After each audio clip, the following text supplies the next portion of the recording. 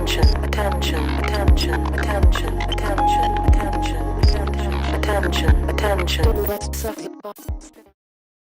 Yeah, let me show you a day in the life of a robot. I'll give up play-by-play. It's about a 3-minute clip, and I'll narrate kind of fast-paced, but you'll get a sense for what all is going on, under the hood here. So how does it work?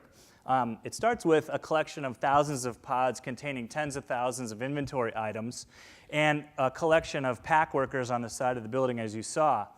And the whole process begins when Mrs. Smith goes to the website and orders red, green, and blue. And she says, submit order. Now our job becomes to find the pod with the red t-shirt that we want to use, match it up with the station, match it up with the robot, and then we hand out a mission to the robot. So we choose a bot and say, you're the guy, and we send it on a mission to go and fetch that pod. And we ask it to drive in Manhattan-type north, south, east, west trajectories and to tunnel underneath the other pods as much as possible, leaving the highways clear for inventory traffic. When it finally gets to its destination, it actually does a corkscrew motion to lift the pod just a little bit off the ground so we can carry it. And then it'll actually step out onto the local street, and from here it's trying to make its way up to the front of the building where that highway is. So highway driving is really the process of getting on the highway, moving down to the queue, the target queue, and then moving into that queuing system. And there again, what we're trying to do is just make the work, so it's actually a lot easier when they move in real time to get across the highway. But you can see them drifting across the highway there.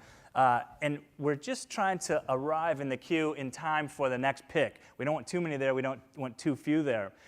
Here's an overhead view of the queuing that takes place or takes over at this point. Supporting the pick worker, they reach in, pick, scan, pack, and basically this is the effect if you're the pick worker. So they simply put out their hand and the product shows up.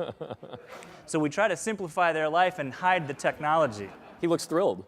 He's a all Kiva pick workers are happy pick workers. Here, you go back to the queue and you see behind the scenes, we've made her life incredibly easy, but we're actually rotating pods, bringing the next one in, and managing the whole on-deck process there.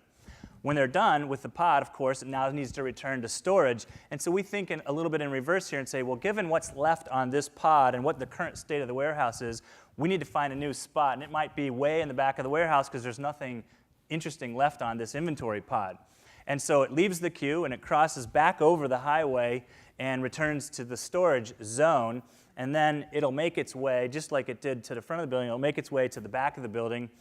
In this case, it looks like he's got a little bit of a swagger, having just completed the important red t-shirt pick. But he's headed for some remote parking spot in the back of the building. And when he gets there, he just uncorkscrews the pod back to the ground.